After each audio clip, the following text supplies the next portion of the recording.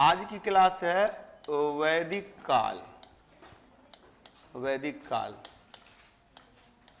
Today's class is वैदिक period. आज की क्लास वैदिक काल है, वैदिक period. Why it is called वैदिक पीरियड, इसे वैदिक काल क्यों कहते हैं?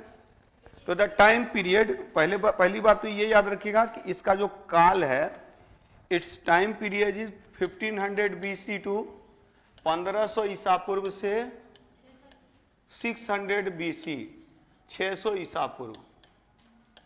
तो 1500 ईसा पूर्व से 600 ईसा पूर्व के काल को वैदिक काल कहा जाता है, क्योंकि इसकी जानकारी के स्रोत वेद और इन पर आधारित ग्रंथ हैं।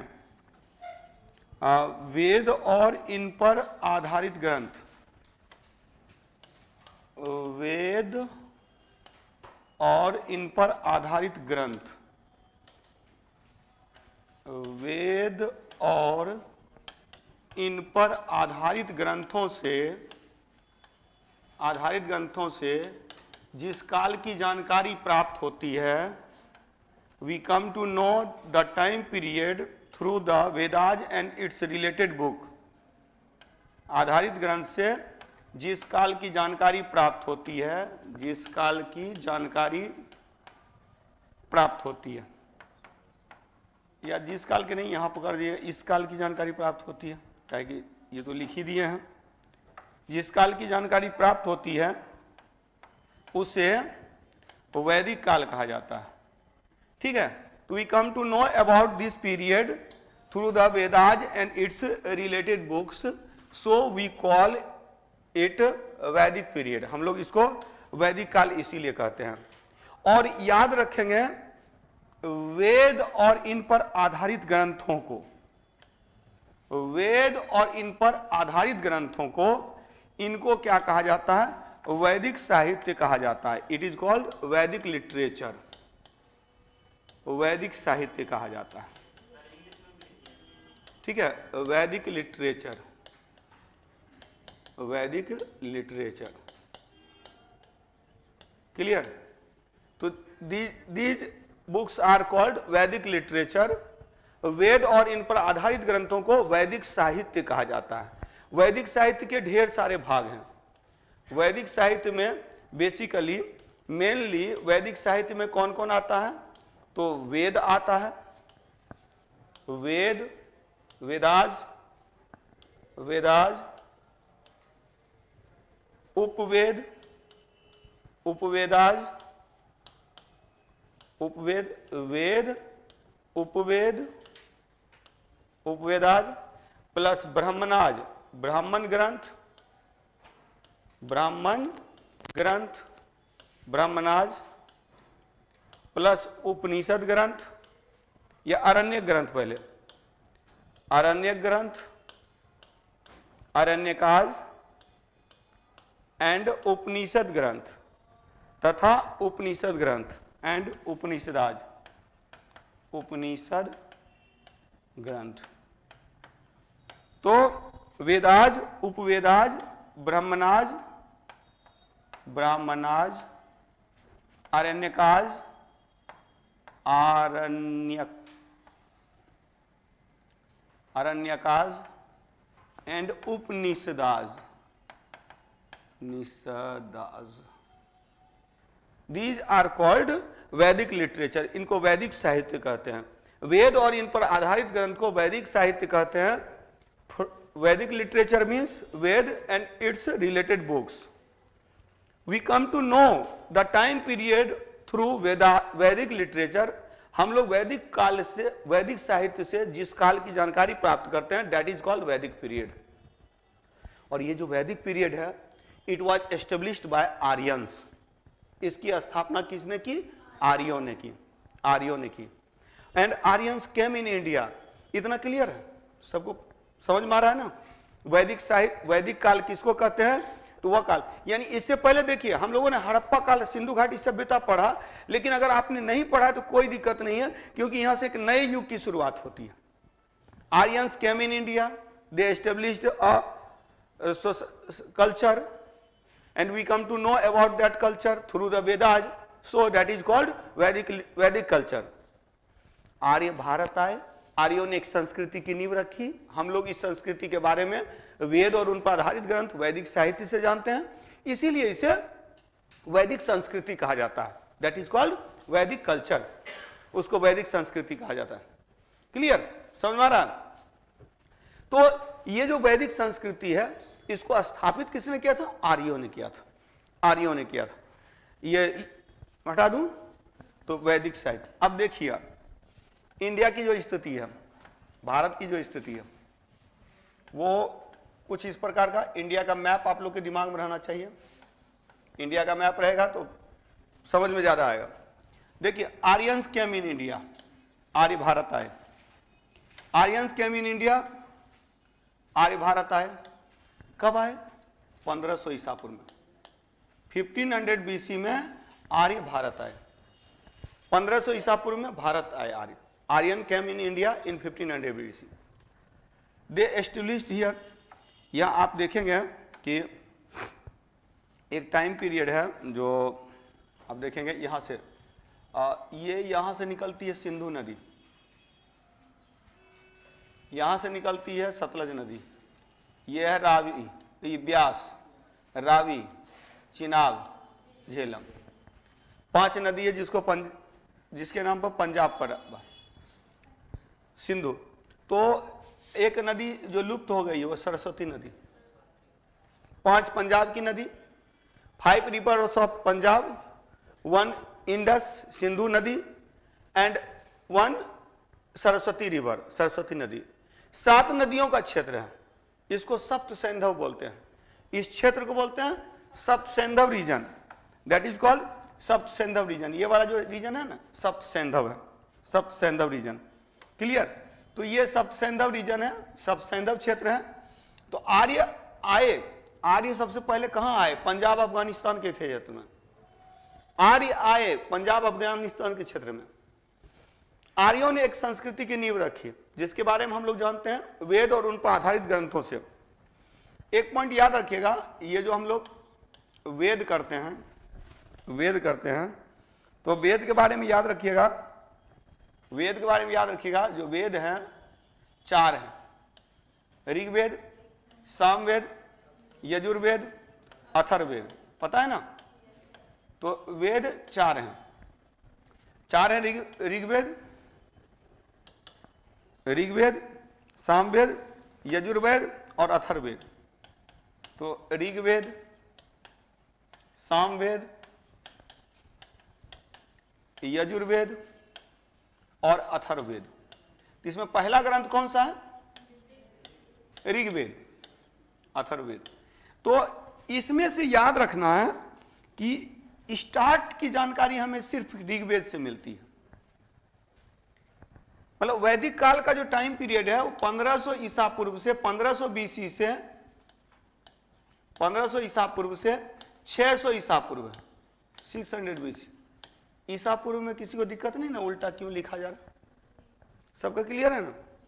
मतलब एक टाइम पीरियड है, इससे 1500 साल पहले और इससे 600 साल पहले। तो पहले घटना वो नहीं हुई 1500 ईसा के पूर्व, 600 ईसा पूर्व, इसलिए ये माइनस में चला जाता। तो माइनस में जो पहले की घटना है वो बड़ी संख्या और बाद की घटना छोटी संख्या। -1500 से -600 ईस्वी। अगर ईस्वी करेंगे तो पूर्व हटा दीजिए तो -1500 से -600, मतलब 0 से 1500 साल पहले, 0 से जब से ईस्वी सन शुरू हुआ, उल्टा लिखते हैं। और एक चीज और याद रखिएगा, यहाँ एक टर्म आता है एडी और एक टर्म आता है बीसी। बीसी मतलब होता है बिफोर क्राइस्ट और एडी मतलब होता है एनो डोमिनी। एडी का मतलब होता है एनो डोमिनी, एनो डोमिनी, एनो डोमिनी। एनो डोमिनी का मतलब हुआ ईसा के जन्म का वर्ष। मतलब हम लोग जिस पीरियड में रह रहे हैं ये ईसा मसीह का पीरियड है। मतलब यहीं से ईसा मसीह का पीरियड शुरू हुआ, मतलब 0 से शुरू हुआ, आज 2000 साल हो गए ईसा के जन्म के बाद। हालांकि ईसा मसीह के जन्म के लगभग 4 साल के बाद मतलब एक्सेप्ट किया गया कि वो जीसस हैं, मतलब कि वो प्रोफेट हैं वो।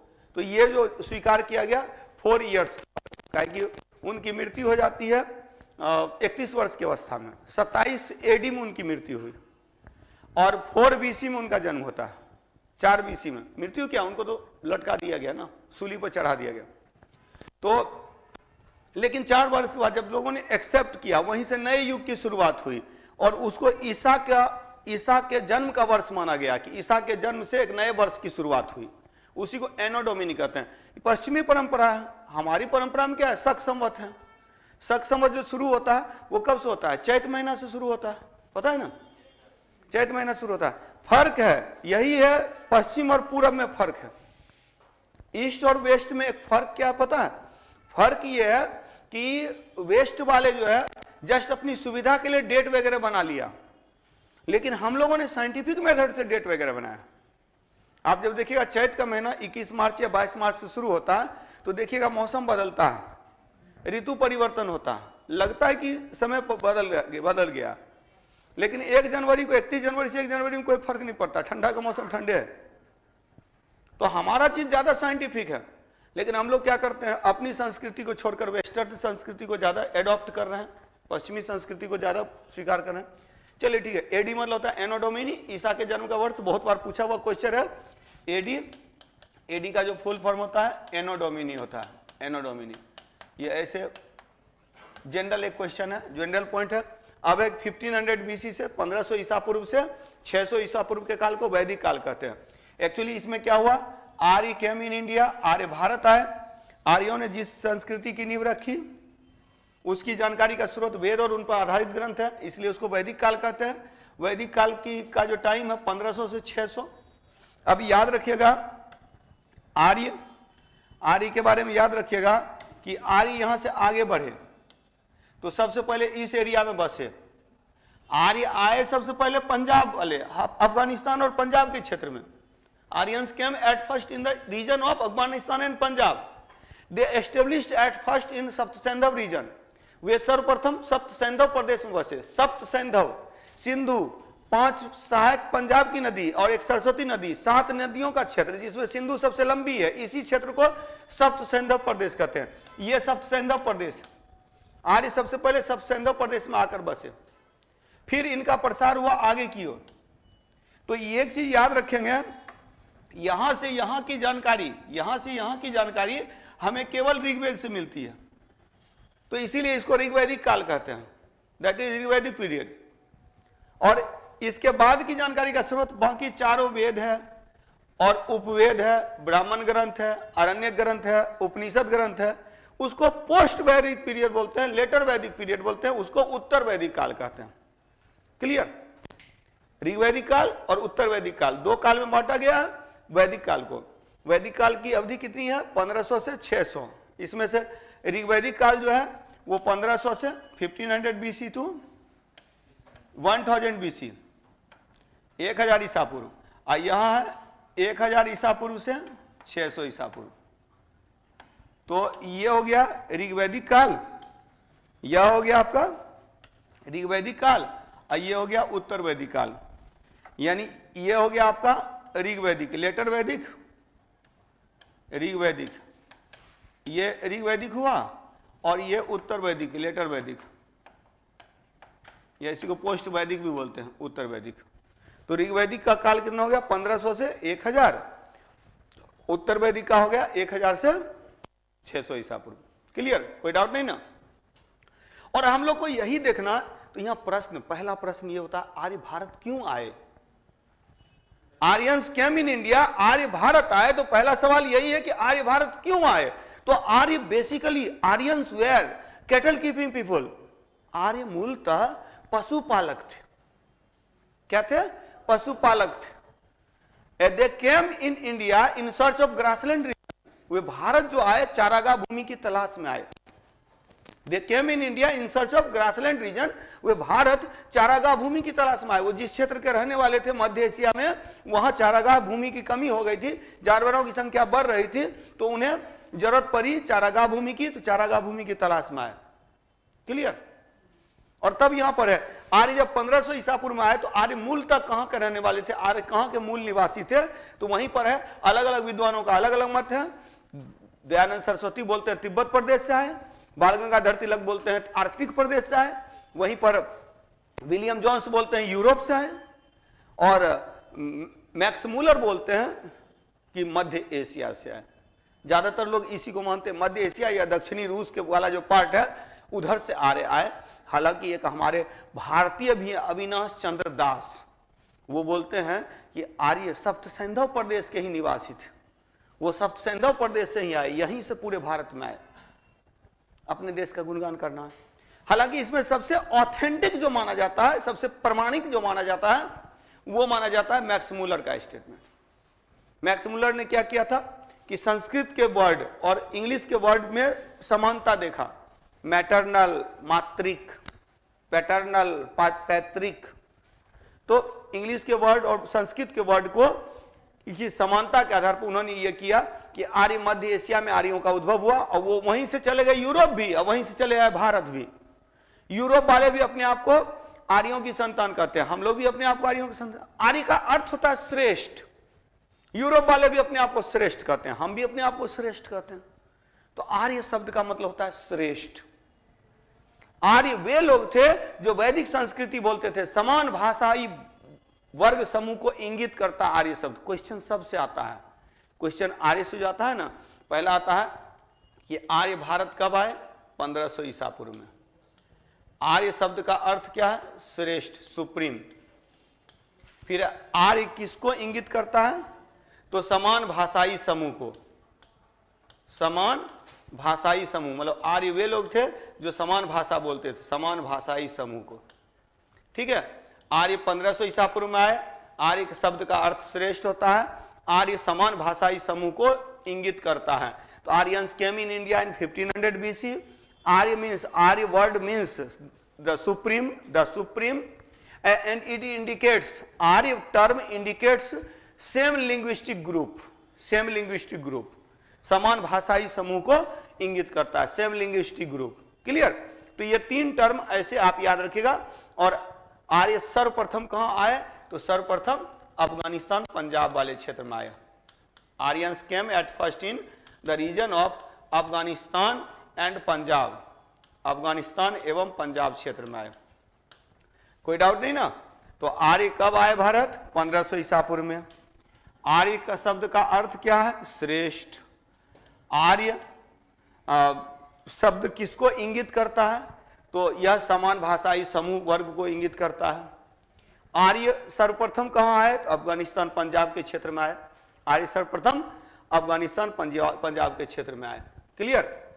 तो 1500 ईसा पूर्व से 600 ईसा पूर्व के काल को क्या कहा जाता है? वैदिक काल कहा जाता है। वैदिक काल के निर्माता कौन थे? आर्य थे। आर्य कौन थे? वैदिक काल के निर्माता, वैदिक काल के निर्माता। तो दीज आर द पॉइंट्स, ये पॉइंट्स हैं जो आप लोग को याद रहना चाहिए। आर्य किस निर्जातीय समूह के थे? तो ये नॉर्डिक, नॉर्डिक, नॉर्डिक प्रजाति के थे, नॉर्डिक थे, नॉर्डिक। तो आर्य से, आर्य जब यहां आए तो यहां के रहने वाले लोग कौन थे? अनार्य थे, अनार्य। आर्य उल्टा अनार्य।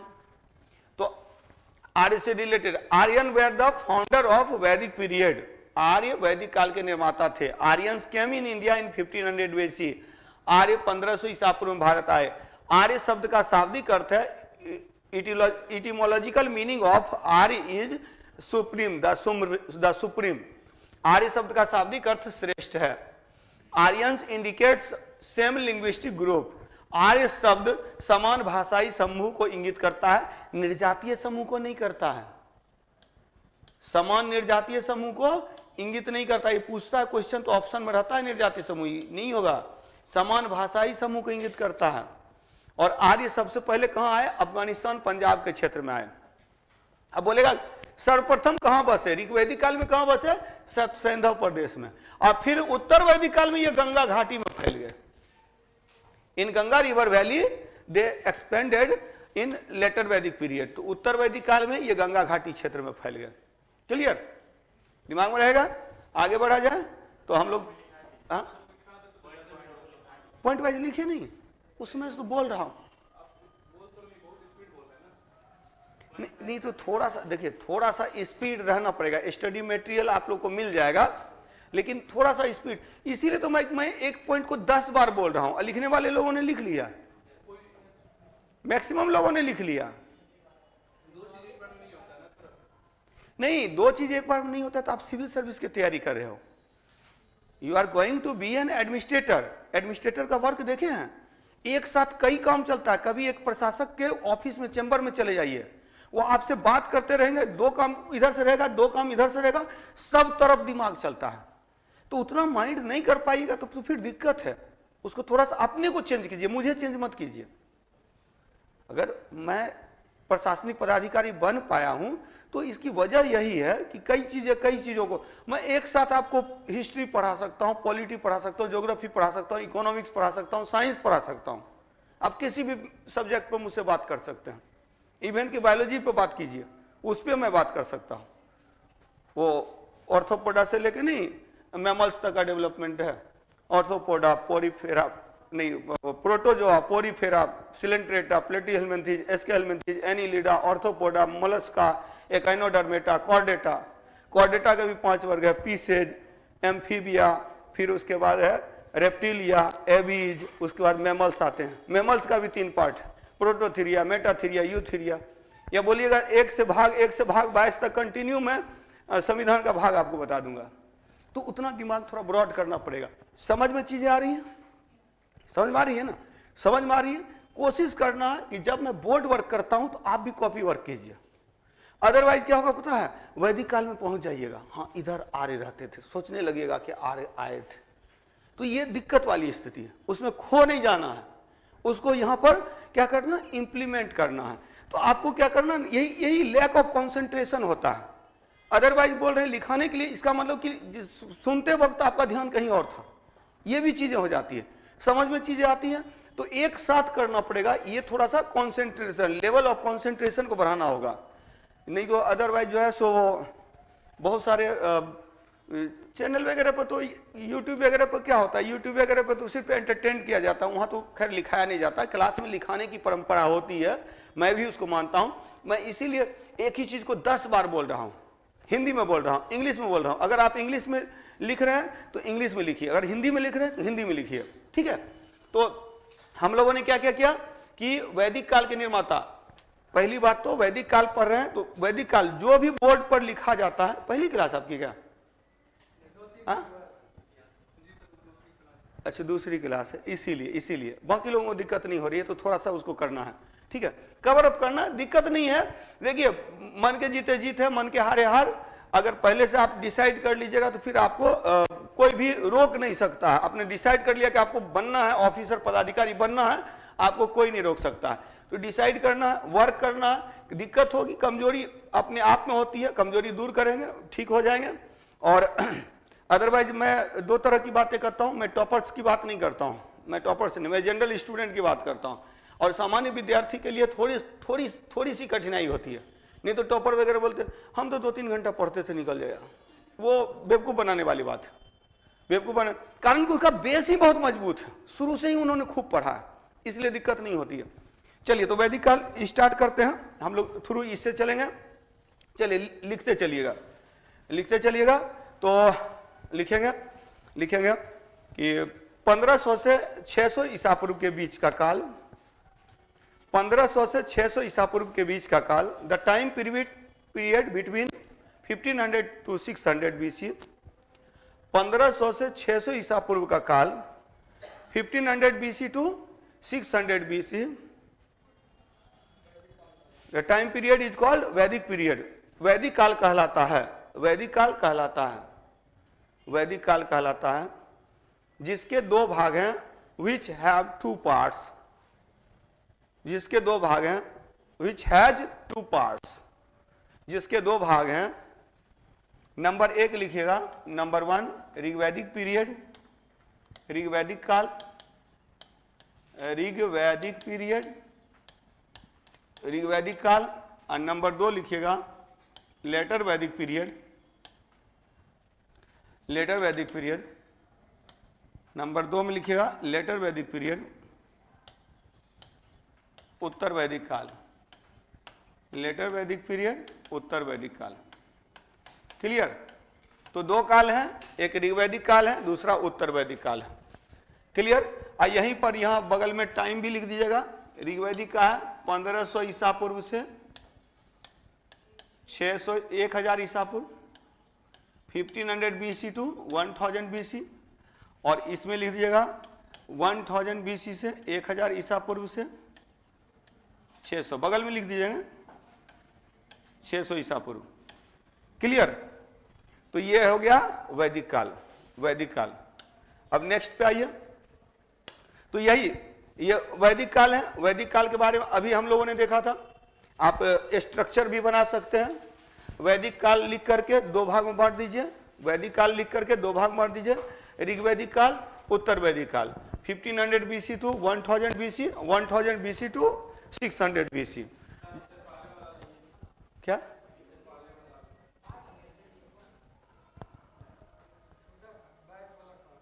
क्या? यही तो है।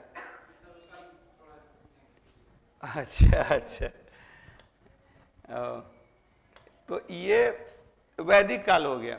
वैदिक काल के दो भाग हैं, ऋग्वैदिक। और ये जो पिक्चर मैंने बनाया ना, तो वो यही है। यहाँ ऋग्वैदिक है, इससे आगे उत्तर वैदिक होता है। हालांकि ये थोड़ा ऋग्वैदिक को इधर और खींचना था, सब सिंधु प्रदेश यहाँ वाला चित्र, और उससे आगे जाएंगे लेटर वैदिक, उत्तर वैदिक काल। क्लियर? तो इसको दो भाग में बांट देंगे। ऋग्वैदिक काल कितना से कितना है? 1500 से 1000। उत्तर वैदिक कितना है? 1000 से 600, 1000 टू 600। क्लियर? इसके बाद एक और चीज याद रखेंगे यहाँ पर, ये ब्रॉन्ज एज्ड है। Bronze age, bronze aged. Bronze में जेड भी होता है, जी भी होता है। ब्रॉन्ज्ड, ब्रॉन्ज्ड एज्ड या ब्रॉन्ज एज्ड लिख दीजिए, ब्रॉन्ज एज्ड। ये क्या है? आयरन एज्ड, आयरन एज्ड, लौह युगीन। ये कांस्य युगीन है। इस काल में कांसा का प्रयोग किया जाता था, इस काल में लोहे की खोज हो गई। ये लौह युगीन है।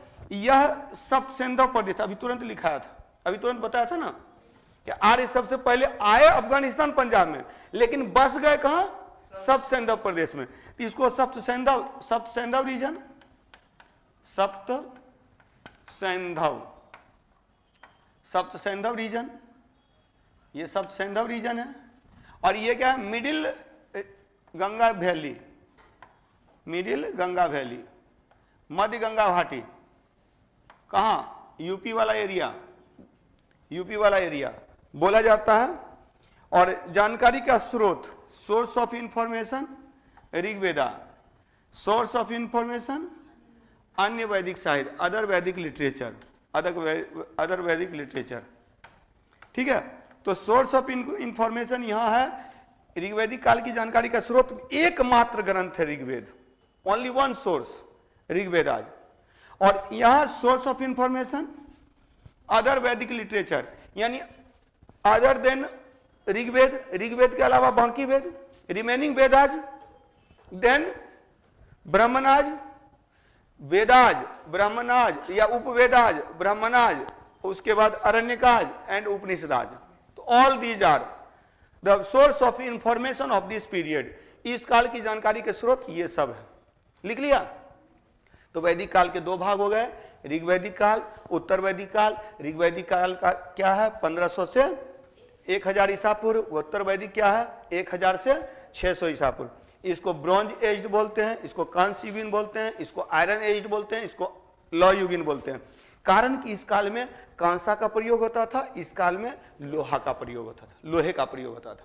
ठीक है? ये जो क्षेत्र है सप्त सिंधु दिखाई दिए थे मैप में आप लोग को कि सिंधु और उसके आसपास का क्षेत्र है सप्त सिंधु, यानी कि सप्त सिंधु प्रदेश जो है ये यहाँ वाला क्षेत्र है, ये वाला क्षेत्र। कांसा एक प्रकार का मिश्र धातु है जो तांबा में टीन को मिला करके बनाया जाता है। तांबा में जब टीन मिलाया जाता है तो कांसा बनता है, तांबा में जब जस्ता मिलाते हैं तो पीतल बनता है। ये केमिस्ट्री का चीज है। मेटल और जो एलॉय पढ़ेंगे ना तो एलॉय में पढ़ते हैं। क्लियर? चलिए, तो यहां देखेंगे ये आपका है ऋग्वैदिक काल, ऋग्वेद सप्त सिंधु। सिंधु और इसके आसपास। और इससे आगे बढ़ेंगे तो ये हो जाएगा उत्तर वैदिक काल, उत्तर वैदिक काल, लेटर वैदिक, मध्य गंगा घाटी। और एक कहानी मिलती है विदेथ माधव की कहानी सतपथ ब्राह्मण में। सतपथ ब्राह्मण में कहानी मिलती है, विदेथ माधव ने अग्नि को मुख में धारण कर पूर्व में चलना प्रारंभ किया। अग्नि ने सदानीरा के तट पर आकर आगे बढ़ने से इनकार कर दिया। On the bank of Sadanira. तो ये सिंबॉलिक है कि आर्य क्या किए, आग के सहारे क्षेत्र को जलाते हुए पूरब में बढ़ना। आर्य आग के सहारे क्षेत्र को जलाते हुए, जंगल को जलाते हुए, मैदान में बदलते, खेतों में बदलते हुए आगे बढ़ते गए और एट लास्ट आर्य सदानीरा यानी गंडक के किनारे पहुंच गए। यानी आर्यों का विस्तार ऋग्वैदिक और उत्तर वैदिक काल में कहां तक हुआ, सदानीरा गंडक किनारे तक हुआ, यानी बिहार तक हुआ। तो उत्तर वैदिक काल में बिहार तक आर्य संस्कृति पहुंच गई। इसी को सिंबॉलिक वे में बोला गया है, किसमें, सतपथ ब्राह्मण में एक कहानी के द्वारा। विदेथ माधव मतलब एक आर्य अग्नि को मुख में धारण कर पूर्व में चलना प्रारंभ किया, लेकिन अग्नि ने सदानीरा के तट पर आकर आगे बढ़ने से इनकार कर दिया। सदानीरा शब्द का प्रयोग गंडक के लिए किया गया, किसमें, सतपथ ब्राह्मण में, सतपथ ब्राह्मण में। वही है विदेथ माधव की कथा। क्लियर। तो वैदिक लिटरेचर के वैदिक काल के दो भाग हो गए, कोई दिक्कत नहीं ना, आगे बढ़ा जाए। अब जो सबसे इंपॉर्टेंट सेक्शन है वैदिक लिटरेचर, पहले लिख लीजिए, एक पॉइंट लिख लीजिए, फिर इसको स्ट्रक्चर बनाइएगा। पहले लिख लीजिएगा वैदिक साहित्य जो है, वैदिक साहित्य में लिखिएगा वेद पर और उन पर आधारित ग्रंथ को वैदिक साहित्य कहा जाता है। Veda and the books based on Vedas, Vedas and the books based on Vedas are called Vedic literature. Veda और उन पर आधारित ग्रंथ को वैदिक साहित्य कहा जाता है। वेद और इन पर आधारित ग्रंथ को वैदिक साहित्य कहा जाता है। क्लियर। तो वेद और इन पर आधारित ग्रंथ को वैदिक साहित्य कहा जाता है। तो बेसिक बुक कौन है, वेद। वेद क्या है, बेसिक बुक है। वेद और इन पर आधारित ग्रंथ को वैदिक साहित्य कहा जाता है। इसके 5 भाग हैं, इट हैज 5 पार्ट्स, इसके 5 भाग हैं, इट हैज 5 पार्ट्स, इसके 5 भाग हैं। 5 भाग कौन कौन है, नंबर 1 वेद हो गया, नंबर 2 उपवेद हो गया, नंबर 3 ब्राह्मण ग्रंथ हो गया, नंबर 4 अरण्य ग्रंथ हो गया, नंबर 5 उपनिषद ग्रंथ हो गया। तो देयर आर 5 पार्ट ऑफ वैदिक लिटरेचर। वैदिक साहित्य के 5 भाग हैं, वेद, उपवेद, ब्राह्मण ग्रंथ, अरण्य ग्रंथ, उपनिषद ग्रंथ। वैदिक लिटरेचर है 5 parts, Vedas, Upavedas, Brahmanas, Aranyakas and Upanishads. Clear. अब वेद कितने हैं, 4 हैं। देयर आर, तो पहले एक स्ट्रक्चर भी बना सकते हैं। तो वेद के अंतर्गत है ऋग्वेद, सामवेद, यजुर्वेद, अथर्ववेद। इसके 4 उपवेद हैं, आयुर्वेद, गंधर्ववेद, धनुर्वेद, शिल्पवेद। इसके फिर ब्राह्मण ग्रंथ हैं। तो ऋग्वेद के ब्राह्मण ग्रंथ हैं ऐतरेय और कौशिकी। सामवेद का ढेर सारा है, पंचवी, षड्वी, छांदोग्य, जैमिनी, तांड्य, जैमिनी है, तांड्य है, दूसरा तांड्य, ये हो जाएगा तांड्य, जैमिनी, तांड्य। और यजुर्वेद का 2 ब्राह्मण ग्रंथ हैं, तैतरेय और सतपथ। इंग्लिश में भी यही होगा, ऋग्वेद, सामवेद, यजुर्वेद। यजुर्वेद जो है ना, यजुस से निकला, यजुस मतलब होता है यज्ञ। यजुर्वेद, अथर्ववेद,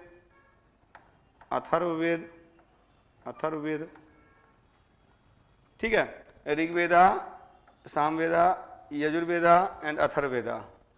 इसी का है आयुर्वेदा।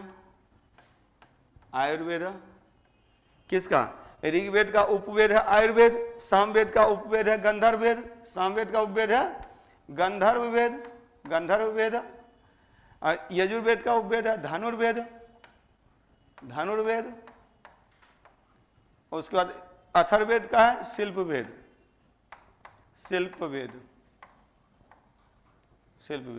क्लियर। और इसका ऋग्वेद का अब मैं क्या करता था कि मैं सामवेद याद नहीं करता था। आप लोग को पढ़ाते पढ़ाते भले मुझे याद हो गया, लेकिन मैं याद करता था 3 को ही, ऋग्वेद, यजुर्वेद और अथर्ववेद। अथर्ववेद का एक ही है गोपथ, अथर्ववेद का एक ही है गोपथ। ऋग्वेद का 2 है, ऐतरेय कौशितिकी, ऐतरेय कौशितिकी। और यजुर्वेद का भी 2 है, शतपथ तैतरेय, शतपथ तैतरेय। ये 3 को याद करना, बाकी जो बच गया सब सामवेद, पंचवेद, षड्वेद, छांदोग्य, तांड्य, जैमिनी, ये सब बच गया सामवेद। यही तरीका है याद करने का, यही तरीका है, सब रटना नहीं है, सब याद नहीं करना, बार बार चीजों को देखते रहना है।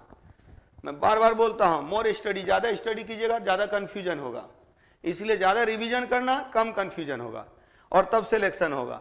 क्लियर? तो वैदिक लिटरेचर के 5 भाग हैं, वेद, उपवेद, ब्राह्मण ग्रंथ, अरण्यक ग्रंथ, उपनिषद ग्रंथ। और इसमें जो वेद है ना, ये मौलिक ग्रंथ क्या है, बेसिक बुक्स हैं।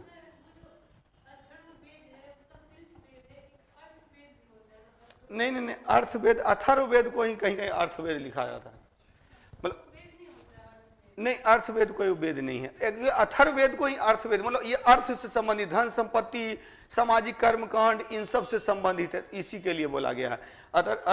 अदरवाइज ये यही है। शिल्प वेद का मतलब हो गया कि ये सामाजिक व्यवस्था से रिलेटेड है। तो समाज में जो हम लोग रहते हैं तो हम लोग को वस्तु चाहिए अपने आवश्यकता की पूर्ति के लिए, तो वस्तु कहाँ बनेगा, शिल्प में बनेगा। तो शिल्प वेद अथर्ववेद का उपवेद, सभी वेद का उपवेद का कुछ मीनिंग है। जैसे ऋग्वेद का पाठ करेंगे, ऋग्वेद को पढ़ेंगे तो ईश्वर प्रसन्न होंगे, और ईश्वर प्रसन्न होंगे तो आपके दुखों से मुक्ति मिलेगी। बोला जाता है मानसिक दुख तो खत्म हो जाएगा, लेकिन अगर शरीर में कोई व्याधि हो गई, कोई रोग हो गया, शारीरिक दुख हो रहा है, तो उसके लिए भगवान के पास नहीं जाना है, डॉक्टर के पास जाना है, आयुर्वेद। ठीक है, जाइएगा मंदिर में जाकर के घंटा डुलाने से मतलब कि तबीयत सही नहीं हो जाएगी। कुछ भी मतलब जो भी हो, पूजा पाठ करने, नमाज पढ़ने या फिर प्रे करने से आपकी तबीयत ठीक नहीं हो जाएगी, उसके लिए डॉक्टर के पास, वैद्य के पास जाना पड़ेगा। तो वही है ऋग्वेद का आयुर्वेद। और लाइक ऑल द रिलीजन, सभी धर्म के समान हिंदू धर्म में भी वेद को मौलिक ग्रंथ माना गया, बेसिक बुक्स। और जो बेसिक बुक होता है वो मनुष्य विशेष की रचना नहीं होती है, क्रिएशन जो है वो कॉमन पीपुल की क्रिएशन नहीं होती है, तो वो किसकी क्रिएशन होती है, गॉड की क्रिएशन होती है। लाइक जैसे वेद जो है, वेदों को बोला जाता है ईश्वर की रचना है, ईश्वर ने बोला, अब उसको ऋषि मुनियों ने लिख दिया, ऐसा बोला जाता है। उसी तरह से जैसे कि कुरान के लिए बोला जाता है कि अल्लाह के वचन है, या फिर जो है सो बाइबल के लिए बोला जाता है गॉड का स्टेटमेंट। तो हर धर्म का जो बेसिक बुक है उसको सीधे डायरेक्ट ऊपर वाले का ही क्रिएशन बोला जाता है सब। आफ्टर ऑल हर धर्म का बेसिक तो एक ही चीज है, अब उसी को हम लोगों ने बांट दिया है। इतिहास पढ़िएगा तो आपका कोई धर्म नहीं रह जाएगा, सब धर्म आपके लिए बराबर। अगर आपका कोई धर्म है और आप दूसरे धर्म से अपने आप को अलग मानते हैं, तो इसका मतलब आपने सही से इतिहास नहीं पढ़ा है।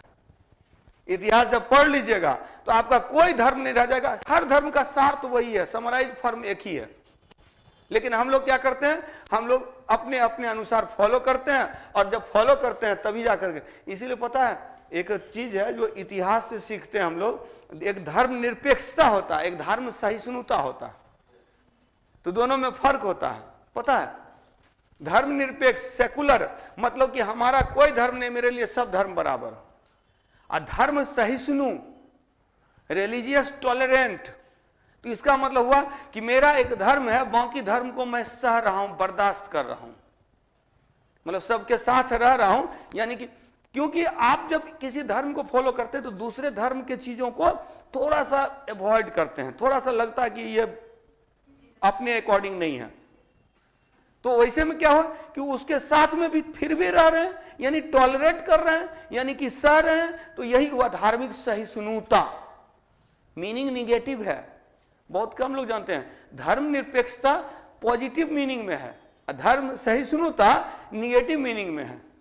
उसका मीनिंग लोगों को पता ही नहीं है। लोग पता है धर्म सहिष्णुता पर, धर्मनिरपेक्षता पर बहस करते हैं। तो यही है ये जो टाइम पीरियड है। क्लियर? तो वैदिक साहित्य के 5 भाग हो गए, वेद, उपवेद, ब्राह्मण ग्रंथ, अरण्य ग्रंथ, उपनिषद ग्रंथ। वेद कितने हैं? 4 हैं, ऋग्वेद, सामवेद, यजुर्वेद, अथर्ववेद। और चारों वेद के क्या है? उपवेद है। ऋग्वेद का उपवेद क्या है? आयुर्वेद। एकदम रट जाइए, ऋग्वेद का उपवेद आयुर्वेद, सामवेद का गंधर्ववेद, सामवेद का गंधर्ववेद, यजुर्वेद का धनुर्वेद और अथर्ववेद का शिल्पवेद। अच्छा ये क्यों है ना, इसका भी एक ये बताऊंगा मैं। इसको थोड़ा ऐसे समझिए, पहले इसको समझ लीजिए। इसमें कुछ चीजें करना है, कंप्लीट करना। तो लिखिएगा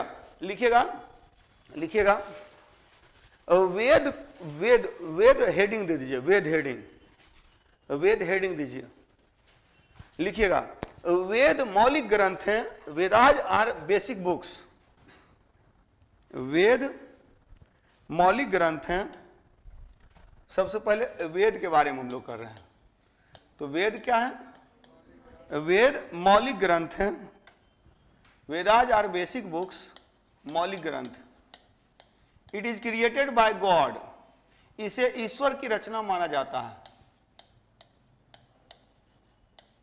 इसे ईश्वर की रचना माना जाता है, ईश्वर की रचना। ठीक है? तो वेद को किसकी रचना माना जाता है? ईश्वर की रचना माना जाता है, creation of God, creation of God. Next लिखिएगा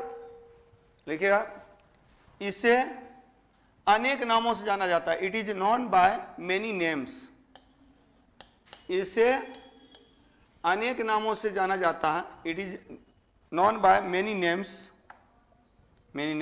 अनेक नामों से जाना जाता है। नंबर 1 लिखा संहिता, इसको संहिता बोला जाता है, संहिता, SAM, संहिता। इसे संहिता बोला। संहिता मतलब समझते हैं? कोडिंग। जो भी नियम कानून है उसको सिस्टमैटिक ढंग से जब अरेंज करते हैं, कोडिंग करते हैं, तो वही तो सामाजिक व्यवस्था, धार्मिक व्यवस्था, राजनीतिक व्यवस्था, सबको सिस्टमैटिक ढंग से प्रेजेंट किया गया वेद में। इसीलिए वेद को संहिता भी बोला जाता है, संहिता। चारों वेद को एक साथ संहिता बोला जाता है। हालांकि उसमें से 3 श्रेष्ठ है और 1 निकृष्ट है। ऋग्वेद, सामवेद, यजुर्वेद, इन 3 को श्रेष्ठ माना जाता है, अथर्ववेद को निकृष्ट माना जाता है। इसीलिए इन तीनों को वेद त्रयी बोलते हैं, वेद त्रयी। वेद त्रयी में अथर्ववेद शामिल नहीं होता है। ठीक है? संहिता। सेकेंड वन लिखिएगा ईश्वरकृत,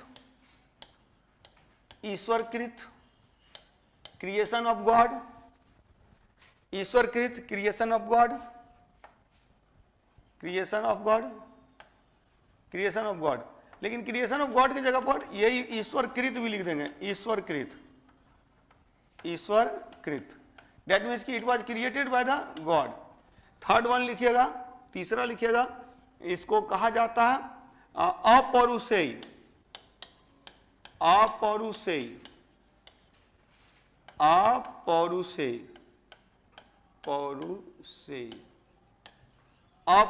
क्या मतलब अपौरुषेय का मतलब?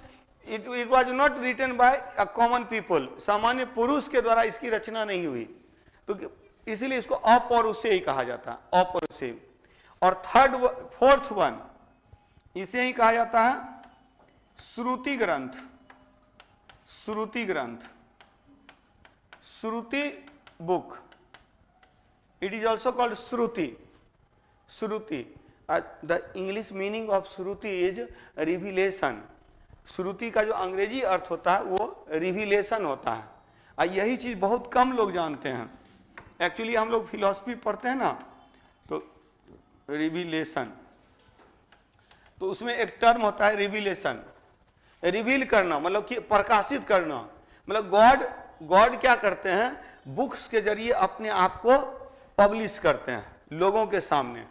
और like that type of book Vedas, Veda उसी तरह के बुक हैं। Like that type of Vedas books Quran, उसी तरह का बुक कुरान है। Like that type of book Bible, तो बाइबिल, ये सब बुक को बोला जाता है। मतलब बुक के मीडियम से गॉड अपने आप को प्रेजेंट करते हैं। तो वेद को भी, उस वेद के थ्रू भी ईश्वर ने अपने आप को प्रस्तुत किया है।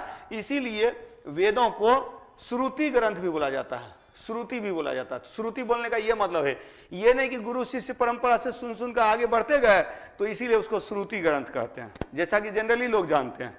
श्रुति ग्रंथ का ये मीनिंग होता है।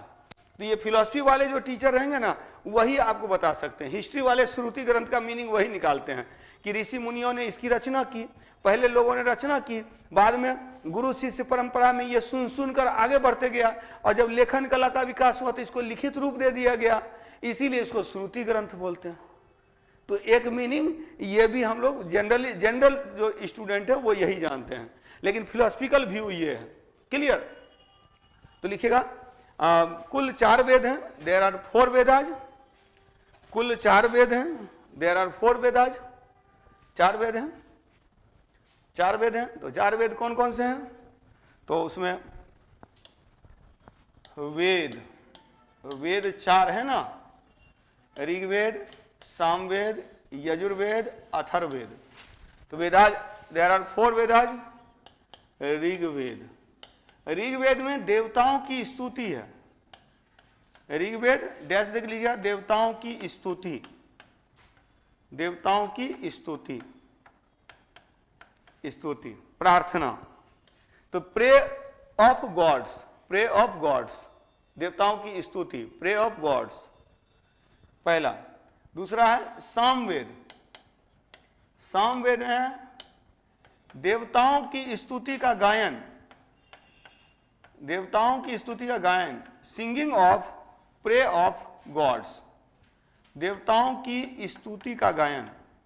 मतलब जो प्रे किया जा रहा है उसको म्यूजिकल फॉर्म दे दिया, देवताओं की स्तुति का गायन, गायन, सिंगिंग।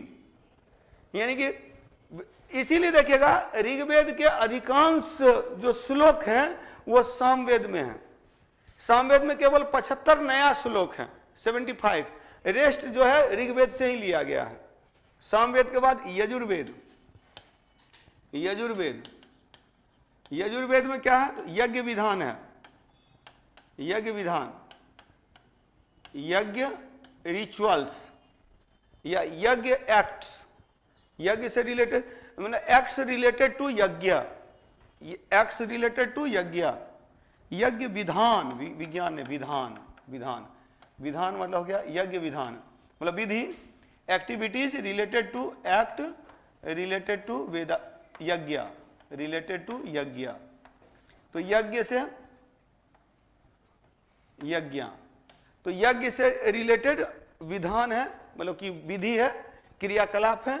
और अथर्ववेद, अथर्ववेद, अथर्ववेद किससे संबंधित है? सामाजिक व्यवस्था, सोशल सिस्टम, सामाजिक व्यवस्था, सामाजिक व्यवस्था। इसी में है मैजिक्स, जादू टोना, जादू टोना। इसी में है अंधविश्वास, अंधविश्वास। ठीक है? तो जितना भी जो पूर्वाग्रह है, प्री, तो वो सारा इसमें, मैजिक है। अंधविश्वास को क्या बोलते हैं? हाँ, क्या? नहीं, ब्लाइंड फेथ भी बोलते हैं, और एक टर्म यूज किया जाता है इंग्लिश में, हाँ, अंधविश्वास, मतलब पुराना जो रीति रिवाज वगैरह है वो सारा चीज है। हाँ हाँ, तो ये सारा चीज जो है अथर्ववेदा में। तो अथर्ववेदा में सोशल सिस्टम है, मैजिक है, जो ये कर्मकांड वगैरह, मतलब बहुत सारा जो प्री ट्रेडिशंस वगैरह है वो सारा इसमें है, पूर्वाग्रह वगैरह जो पहले से दिमाग में बैठा कर रखे हुए हैं। चलिए ठीक है, इसमें किसी को दिक्कत नहीं ना। देवताओं की स्तुति कहाँ है? ऋग्वेद में। देवताओं की स्तुति का गायन सामवेद में। तो Samaveda is the first book on singing, संगीत पर पहली पुस्तक है।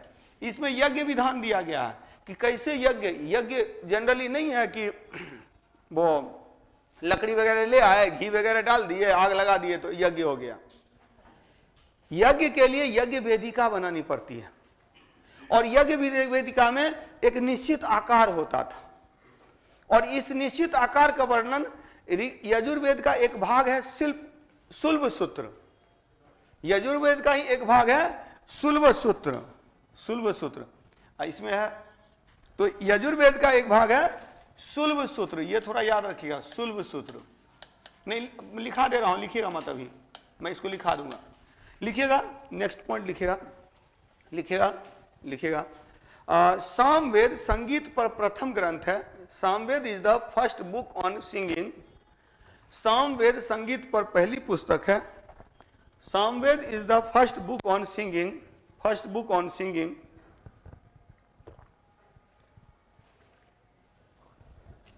सिंगिंग।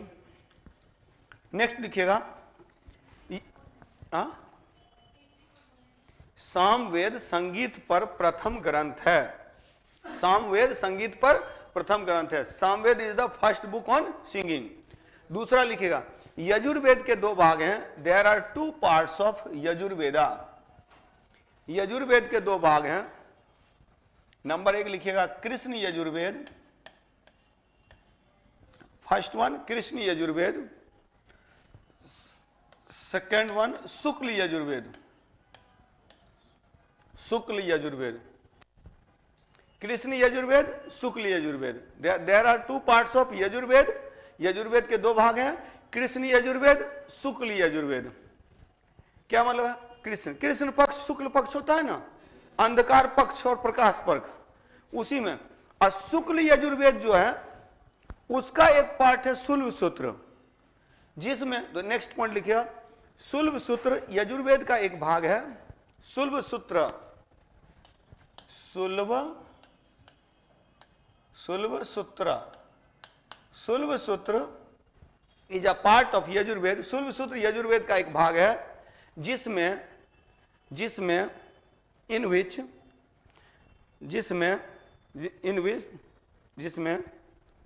कैलकुलेशंस आर गिवन, जिसमें ज्यामिति की गणनाएं दी गई हैं, जिसमें ज्यामिति की गणनाएं दी गई हैं। In which calculation of geometry is given, in which calculation of geometry has been given, जिसमें ज्यामिति की गणनाएं दी गई हैं। ज्यामिति की गणनाएं, अच्छा एक पॉइंट लिख दीजिए ना, बाद में लिखिएगा, सुल्भ सूत्र ज्यामिति की प्रथम पुस्तक। लिखिए अगला पॉइंट लिख दीजिए, सुल्भ सूत्र ज्यामिति की प्रथम पुस्तक है। Sulba Sutra is the first book on geometry. Sulba Sutra ज्यामिति की प्रथम पुस्तक है। Sulba Sutra is the first book on geometry. Clear? तो सुल्भ सूत्र ज्यामिति की प्रथम पुस्तक है, first book on geometry, that is Sulba Sutra. Sulba सूत्र। अच्छा आप लोग हाँ करवाएंगे, कोई दिक्कत नहीं, करवा देंगे। वो सिंधु घाटी सभ्यता वाला क्वेश्चन भी करवाना है ना, तो पहले इसको कंप्लीट किया जाए। आज वैदिक लिटरेचर पढ़े ना, तो वैदिक लिटरेचर में क्या है? वेद और उन पर आधारित ग्रंथ हैं। तो वेद और उन पर आधारित ग्रंथ हैं। क्लियर? तो अब देखिए, वेद कर लिए, ऋग्वेद, सामवेद, वेद कितना है? 4 है। अच्छा, इसी वेद से रिलेटेड 4 उपवेद हैं। There are 4 Upavedas related to Vedas. जैसे इसको देखिए, इससे कैसे रिलेटेड है? ऋग्वेद, ऋग्वेद में से क्या होता है कि ऋग्वेद की जो ऋग्वेद का जब पाठ करेंगे तो क्या होगा? मानसिक सुख प्राप्ति होगी, यानी मानसिक दुख से मुक्ति मिलेगी। लेकिन वहीं पर बोला गया कि अगर शारीरिक कष्ट होगा तब क्या किया जाए, तो उसके लिए एक रचना की गई आयुर्वेद। तो आयुर्वेद में जड़ी बूटियों के बारे में बताया गया, जिससे क्या होगा? आपका कष्ट जो है, शारीरिक कष्ट दूर होगा। सामवेद, सामवेद में गायन किया गया है, और एक गाने वाले एक देवता होते थे जिसको अर्ध देवता बोला जाता है, सेमी गॉड बोला जाता है, वो गंधर्व। गंधर्व, तो गंधर्वों ने क्या किया? सामवेद का गायन किया। तो गंधर्व की श्रेणी का संदर्भ, मतलब कि सामवेद से रिलेटेड उपवेद क्या हो गया? गंधर्व वेद, जिसमें गंधर्व के बारे में बताया गया। यजुर्वेद, यज्ञ क्यों करते थे पता है? यज्ञ करने से क्या होता है? पॉजिटिव एनर्जी निकलता है। यज्ञ जब करते हैं तो वातावरण शुद्ध होता है, वातावरण में जो बैक्टीरिया वगैरह वो खत्म होते हैं। इसीलिए यज्ञ जो किया जाता है ना, वो केरासिन तेल में नहीं किया जाता है, घी में किया जाता है। उसमें जो है सो धूप वगैरह यूज किया जाता है। उसका जो धुआं होता है वो धुआं हानि नहीं करता है, वो हानि नहीं करता है। यज्ञ का जो धुआं है वो हानि नहीं करता है, वातावरण को शुद्ध करता है। टेम्परेचर जब बढ़ेगा, जैसे आसपास का टेम्परेचर बढ़ गया तो उससे क्या होगा कि जो वातावरण में जो जलवाष्प है वो भी गर्म होकर ऊपर चला जाता है, और ऊपर जाता है तो बादल बनते हैं, बारिश होने की भी संभावना रहती है।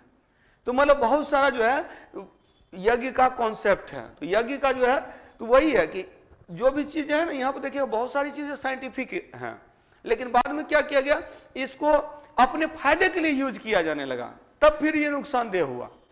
अदरवाइज जो स्टार्ट की जो वैदिक परंपरा थी वो पूरा साइंटिफिक है, लेकिन लेटर वैदिक पीरियड में आकर के इनका क्या किया जाने लगा, उपयोग किया जाने लगा, और इसी में एक वर्ग विशेष की श्रेष्ठता सिद्ध हुई, ब्राह्मण वर्ग की श्रेष्ठता सिद्ध हुई। और यही कारण है कि जो वैदिक धर्म निकला था वो ब्राह्मण धर्म में कन्वर्ट हो जाता है, और तब इस ब्राह्मण धर्म के विरुद्ध प्रतिक्रिया होती है तो बौद्ध धर्म और जैन धर्म आता है, वो आगे हम लोग पढ़ेंगे। तो यहां देखेंगे कि तो यज्ञ करने से मतलब यज्ञ करने से राक्षसी तत्व यानी कि बैक्टीरिया वगैरह खत्म होगा, वायरस वगैरह खत्म होगा, तो खत्म होगा। तो ऐसे में यज्ञ में बाधा डालने के लिए, तो पहले होता था कि यज्ञ करने से देवता प्रसन्न होंगे, दानव का संहार होगा। तो ऐसे में क्या होगा कि दानव चाहते थे कि ना हो, ये ना हो, यज्ञ ना हो, जो दुष्प्रवृत्ति के लोग हैं वो चाहते कि यज्ञ ना हो। तो ऐसे में उसका नाश करने के लिए धनुष बाण जरूरी था, मतलब कि शस्त्र का ज्ञान जरूरी था। तो ये धनुर्वेद शस्त्र शास्त्र है, इसमें शस्त्र की जानकारी दी गई है, हर शस्त्र का क्या उपयोग है वो दिया गया है। और अथर्ववेद का उपवेद है शिल्प वेद। शिल्प वेद सबसे ज्यादा इंपॉर्टेंट ये वाला आता है, यहां से क्वेश्चन पूछे जाते हैं।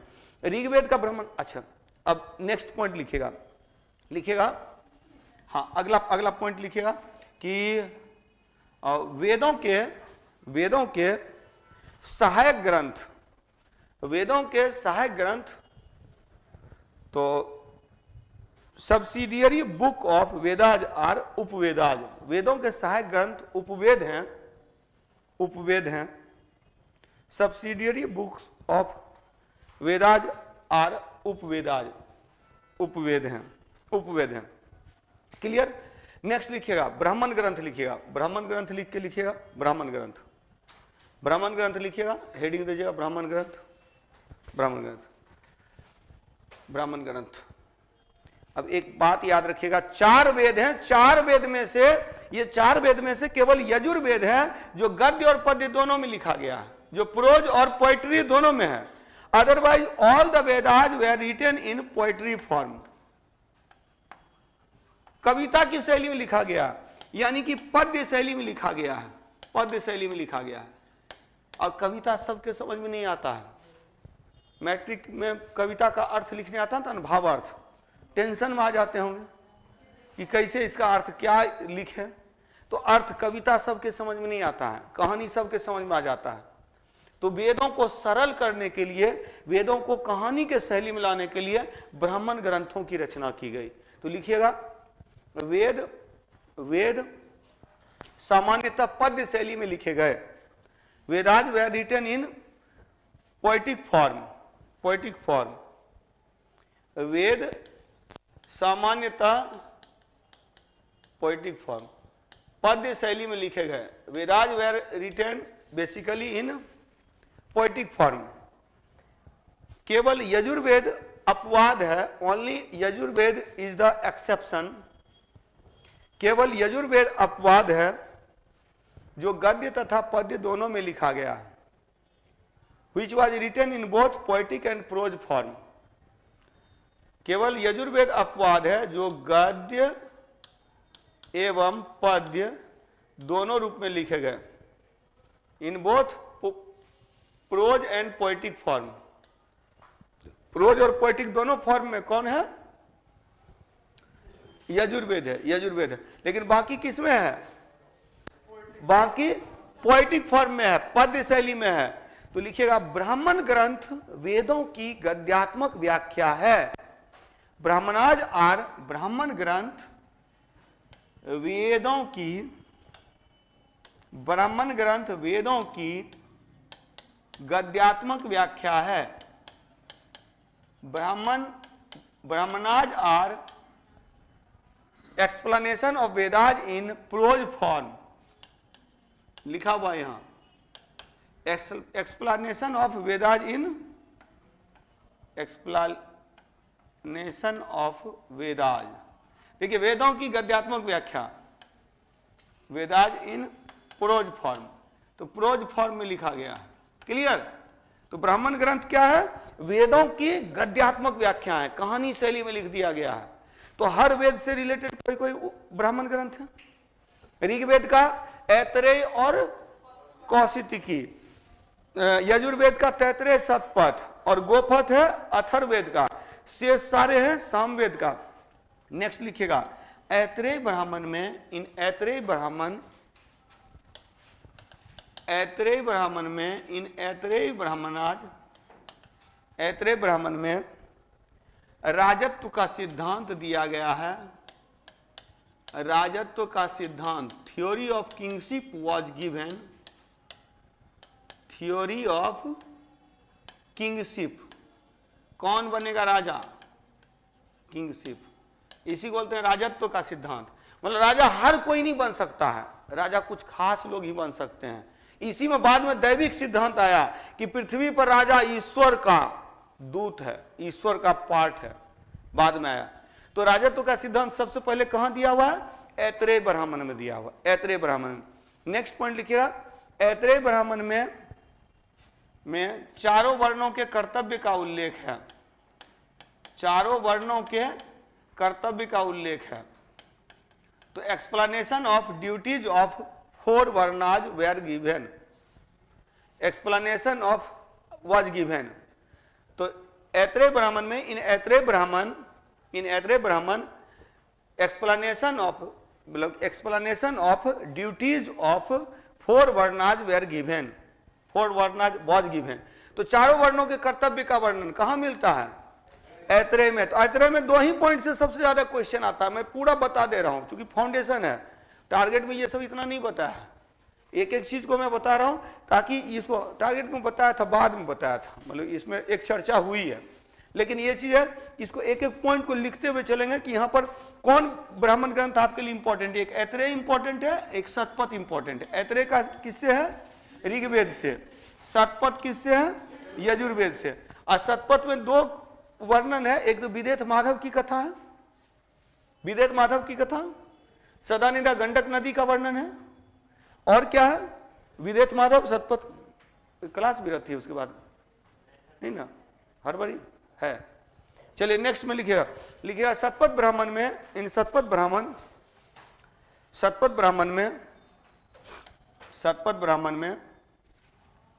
ब्राह्मण कृषि की 4 क्रियाओं का उल्लेख है, कृषि की 4 क्रियाओं का उल्लेख है। Explanation of 4 activities of agriculture given, कृषि की 4 क्रियाओं का उल्लेख है, कृषि की 4 क्रियाओं का उल्लेख है। 4 क्रियाएं कौन कौन सी हैं?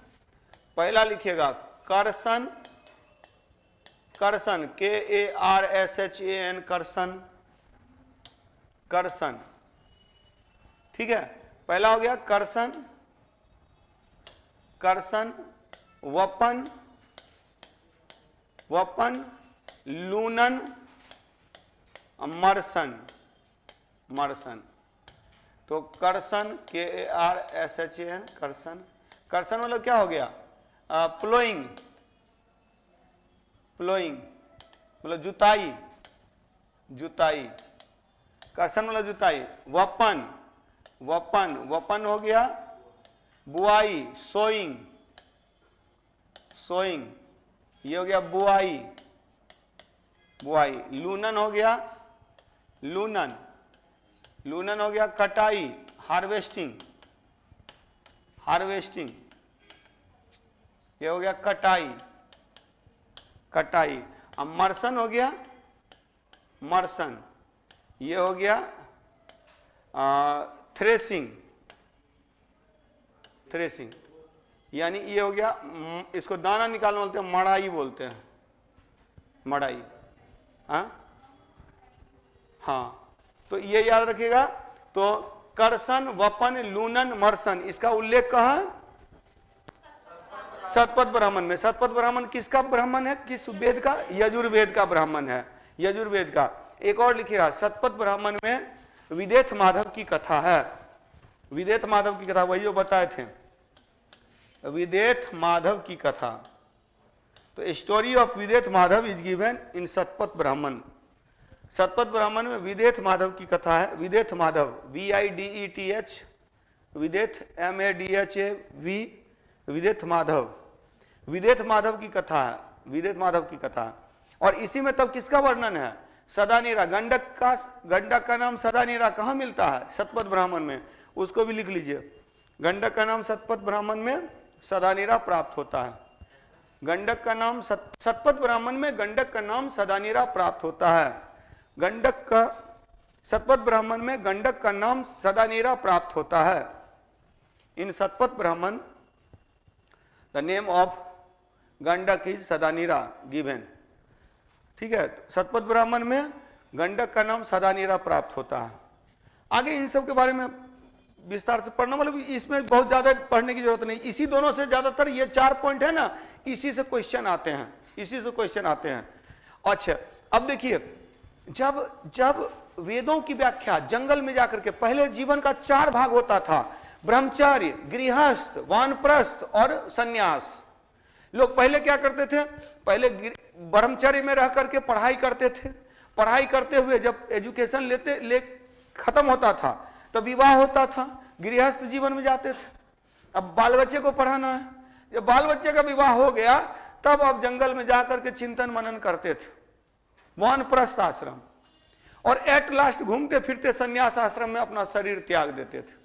तो जीवन के 4 भाग होते थे, गृहस्थ, ब्रह्मचारी, गृहस्थ, वानप्रस्थ और सन्यास। वानप्रस्थ में जब जंगल में रह करके वेदों का पाठ करते थे तो उसी समय अब अकेले रहिएगा तो क्या आता है कि मरने के बाद क्या होता है, ये आत्मा क्या है, परमात्मा क्या है।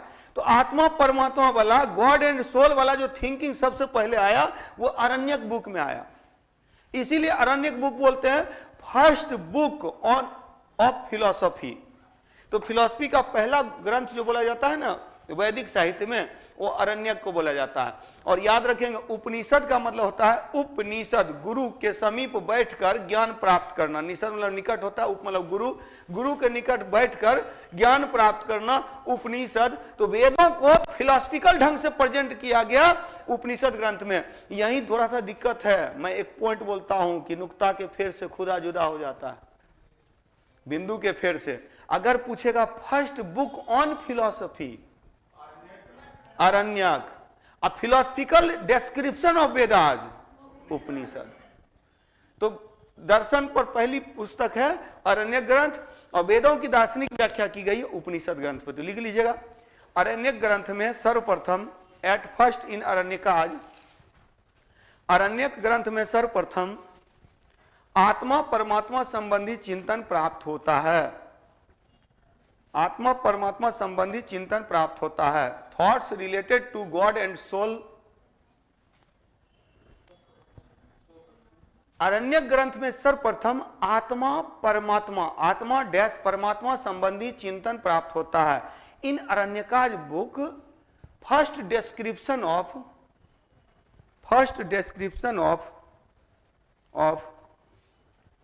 God and soul related thoughts, God and soul related thoughts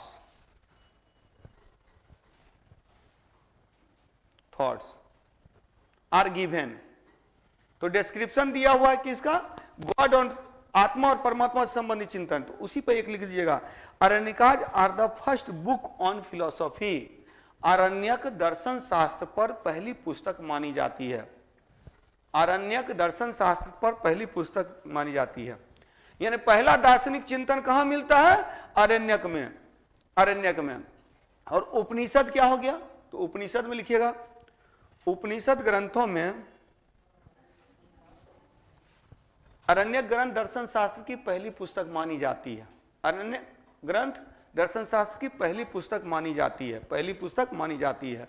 और नेक्स्ट लिखेंगे, उपनिषद में वेदों की दार्शनिक व्याख्या की गई है। उपनिषद में वेदों की दार्शनिक व्याख्या की गई है। वेदों की दार्शनिक व्याख्या, फिलोसफिकल डिस्क्रिप्शन ऑफ वेदाज, वेदों की दार्शनिक व्याख्या की गई। Philosophical description of Vedas, philosophical description of Vedas given in Upanishad, Upanishads, Upanishads उपनिषदों में दी गई है। क्लियर। अच्छा एक चीज और, उपनिषद की रचना सबसे बाद में हुई ना, तो इसको वेदों, वैदिक साहित्य में सबसे अंत में लिखा गया, इसलिए उपनिषदाज आर ऑल्सो कॉल्ड वेदांता। उपनिषद ग्रंथ को वेदांत भी कहा जाता है, उपनिषद ग्रंथ को वेदांत भी कहा जाता है। Upanishads are also called Vedanta, Vedanta, Vedanta, वेदों के अंत में इसकी रचना की गई, इसलिए इसको वेदांत कहते हैं, वेदांत कहते हैं। क्लियर। लिखिए इनकी संख्या 108 है। देयर आर 108 उपनिषदाज, इनकी संख्या 108 है। देयर आर 108 उपनिषदाज, उपनिषद कितने हैं? 108 हैं। बट ऑथेंटिक आर ओनली 12, किंतु 12 को ही प्रमाणिक माना जाता है। कहीं 11 रहता है, कहीं 12, कहीं 13, इसी तीनों में से कोई एक रहेगा, कभी नहीं रहेगा 11, 12, 13, 14। ठीक है, आइदर 11 और 12 और 13 तो आर ऑथेंटिक, एज्यूम्ड ऑथेंटिक। ठीक है, तो जिसमें इन विच 12 आर ऑथेंटिक, जिसमें 12 ही ऑथेंटिक हैं। और इसमें सबसे बड़ा जो उपनिषद है वो है बृहदारण्यक उपनिषद। हाँ लेट हो जाएगा, एक्चुअली शुरू वाली क्लास ही थोड़ी लेट हो गई थी। बृहदारण्यक, देखिए बृहदारण्यक तो आप निकल जाइए, एक है तो लिख लीजिएगा किसी से, हाँ लिख लीजिएगा किसी से, लिखवा ही रहे, वीडियो भी बन रहा है तो देख लीजिएगा। ठीक है, तो क्योंकि बाकी लोगों को दिक्कत नहीं ना है, नहीं तो ठीक है। तो सबसे बड़ा उपनिषद बृहदारण्यक उपनिषद है। The largest Upanishad is Brihadaranyaka Upanishad, Brihadaranyaka Upanishad सबसे बड़ा उपनिषद बृहदारण्यक उपनिषद है। बृहदारण्यक उपनिषद थोड़ा झुके, सबसे बड़ा उपनिषद बृहदारण्यक उपनिषद है। सबसे छोटा उपनिषद, स्मॉलेस्ट उपनिषद आर मांडुक्य उपनिषद। सबसे छोटा उपनिषद मांडुक्य उपनिषद है, सबसे छोटा उपनिषद मांडुक्य उपनिषद है। सबसे बड़ा उपनिषद बृहदारण्यक उपनिषद है, सबसे छोटा उपनिषद मांडुक्य उपनिषद है, मांडुक्य उपनिषद है, मांडुक्य उपनिषद है। क्लियर। स्मॉलेस्ट आपको भी जाना, हाँ तो स्मॉलेस्ट। ठीक है, तो सबसे छोटा उपनिषद कौन है? मांडुक्य उपनिषद है। सबसे बड़ा उपनिषद कौन है? बृहदारण्यक उपनिषद है। बृहदारण्यक उपनिषद लार्जेस्ट उपनिषद, स्मॉलेस्ट उपनिषद मांडुक्य उपनिषद, मांडुक्य उपनिषद। क्लियर। अब देखिए सबसे अंत में इसकी रचना की गई, इसीलिए इसको क्या कहते हैं? वेदांत कहते हैं, वेदांत कहते हैं। चलिए इतना ही रहने देते हैं, चलिए यही लास्ट करते हैं, नेक्स्ट क्लास में फिर इसको आगे करना है। ऐसे भी फाउंडेशन बैच है, आराम से पढ़ना है। हाँ कल की प्रैक्टिस हो जाएगी जो ये इंडस वैली सिविलाइजेशन वाला, सिंधु घाटी सभ्यता।